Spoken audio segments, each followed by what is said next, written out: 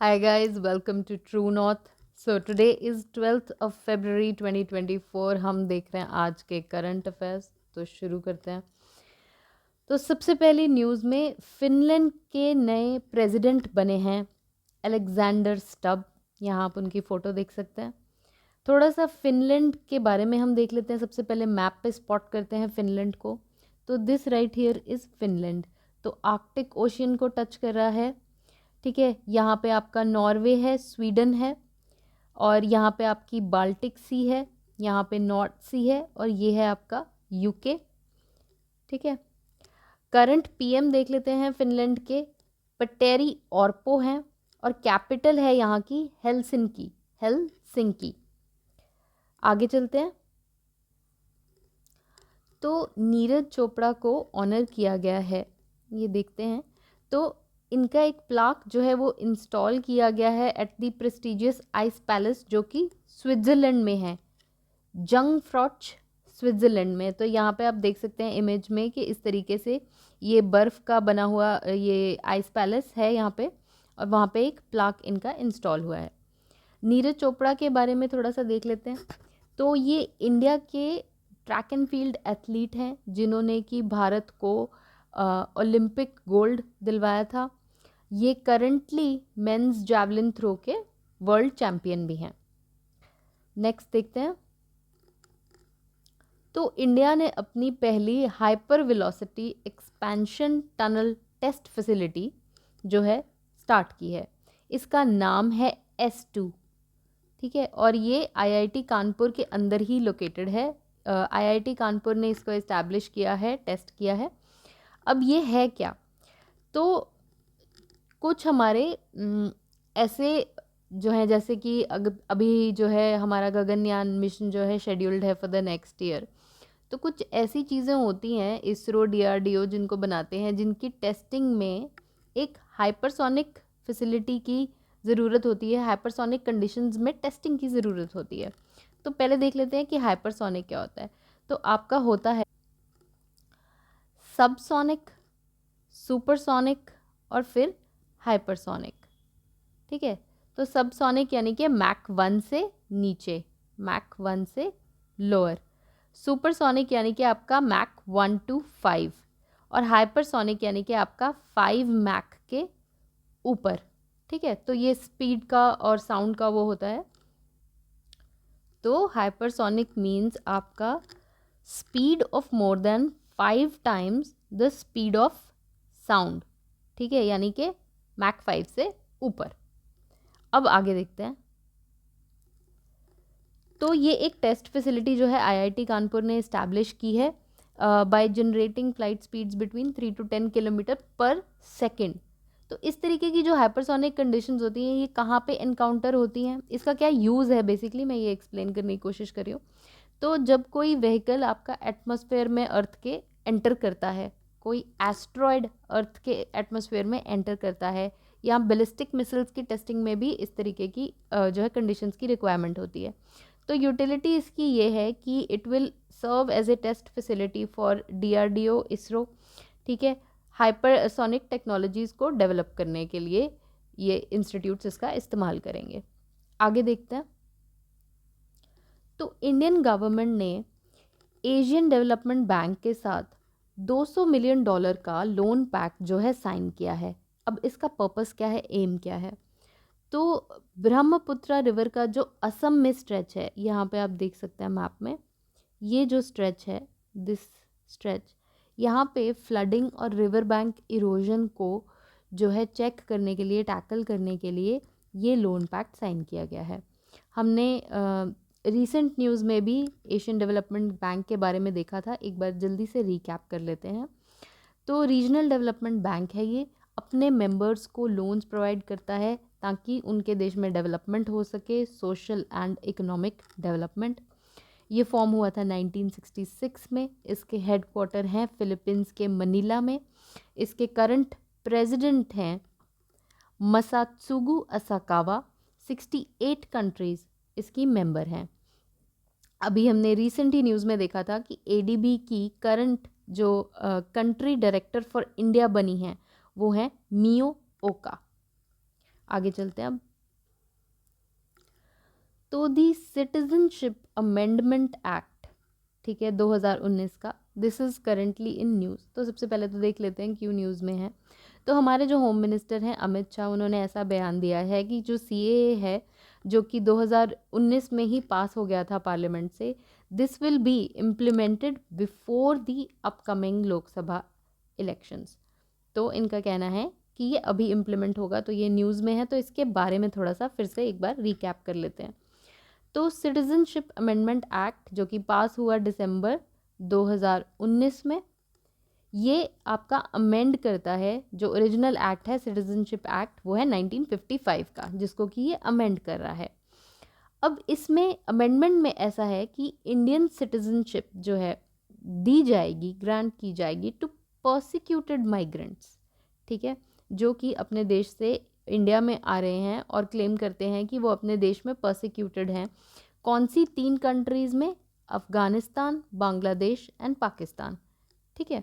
इन 3 countries से जो migrants आ रहे हैं और जो कि नॉन मुस्लिम्स हैं, यानी कि Hindus, Sikh, Buddhist, Jain, Parsi, Christian, इनमें से किसी भी रिलीजन में से हैं और जिन्होंने इंडिया में माइग्रेट एंटर किया है बिफोर 31 दिसंबर 2014, तो उन्हें जो है इंडियन सिटीजनशिप देने के लिए ये एक्ट है। अब ये बेसिकली इसका बेसिक प्रोविज़न क्या है, कैसे इंडियन सिटीजनशिप प्रोवाइड करेगा इन माइग्रेंट्स को?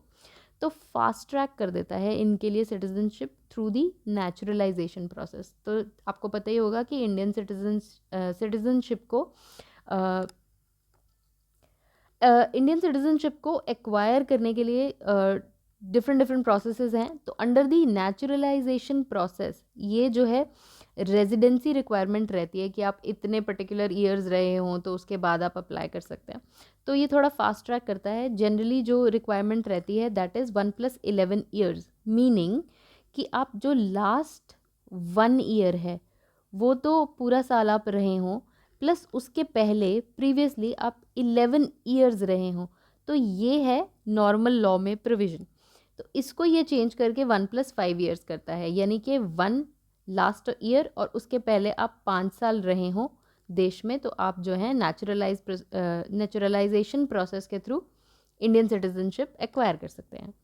अब इसमें आपको याद ही होगा कि तो जब ये एक्ट पास हुआ था तब भी बहुत सारे प्रोटेस्ट हुए थे। तो इसके रिलेटेड क्या कंसर्न है, why is this so controversial, वो भी देख लेते हैं। तो कंसर्न ये है कि सीए जो है वेलकम करता है इलीगल इमिग्रेंट्स को selectively on the basis of religion, जबकि जो हमारा कॉन्स्टिट्यूशन है वो सेक्युलरिज्म को प्रमोट करता है। आर्टिकल 14 और आर्टिकल 21 में भी इसी तरीके के प्रिंसिपल्स एनश्राइंड हैं जो कि फॉर्म करते हैं हमारा basic structure of the constitution, ठीक है। तो ऐसा डिफरेंट पार्टीज़ ने कहा है कि ये इनको डाइल्यूट करने की कोशिश करता है। तो that is the concern with CAA. इतना बहुत मोर देन सफिशेंट है टू नो अबाउट दिस। अब नेक्स्ट आर्टिकल पर चलते हैं।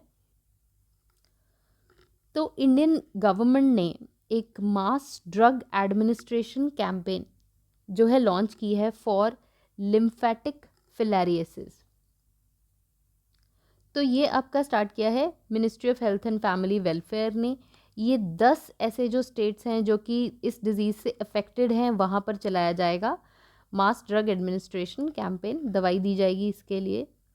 तो थोड़ा सा इस डिज़ीज़ के बारे में भी देख लेते हैं, but before that let's look at कि इंडिया कब तक इस डिज़ीज़ को एलिमिनेट करने का गोल रखा है। तो इंडिया ने रखा है 2027 तक का एम इसको एलिमिनेट करने का। तो जो लिम्फेटिक फिलियारिसिस है ये एक पैरासिटिक डिजीज़ है, तो basically caused by A round warm, ठीक है, जो कि इफ़ेक्ट करती है लिम्फेटिक सिस्टम को, ठीक है। और जो पैरासाइट है या जो वॉर्म है उसका जो है ट्रांसमिशन कैसे होता है, वो स्प्रेड कैसे होता है, तो it spreads through the bite of an infected mosquito, ठीक है।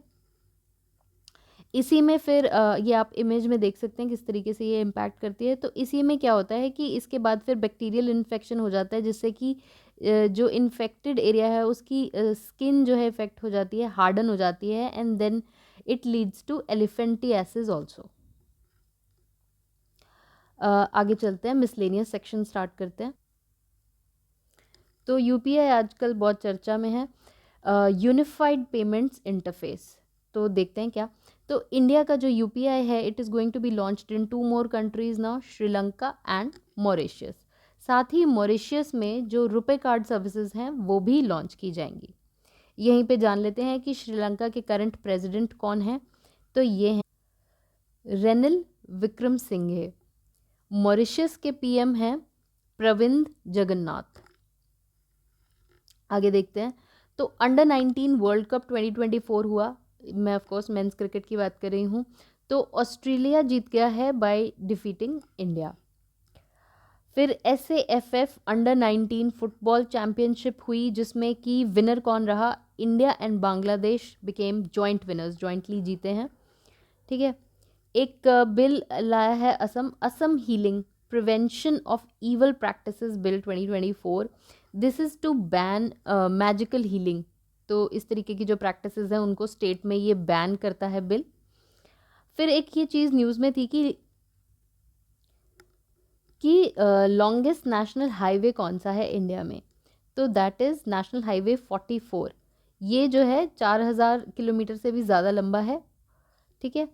ये एक्सटेंड करता है आपका श्रीनगर से कन्याकुमारी तक। तो this is the longest national highway NH44। आगे चलते हैं। तो ये more of a static related article है, बट पूछ लिया जाता है कि फाउंडर कौन है बड़ी कंपनीज़ के और CEO, करंट CEOs कौन है। तो थोड़ा सा देख लेते हैं। तो गूगल के बारे में देखते हैं सबसे पहले। तो इसके फाउंडर हैं Larry page and Sergey Brin. ये गूगल को फाउंड किया था इन्होंने 1998 में।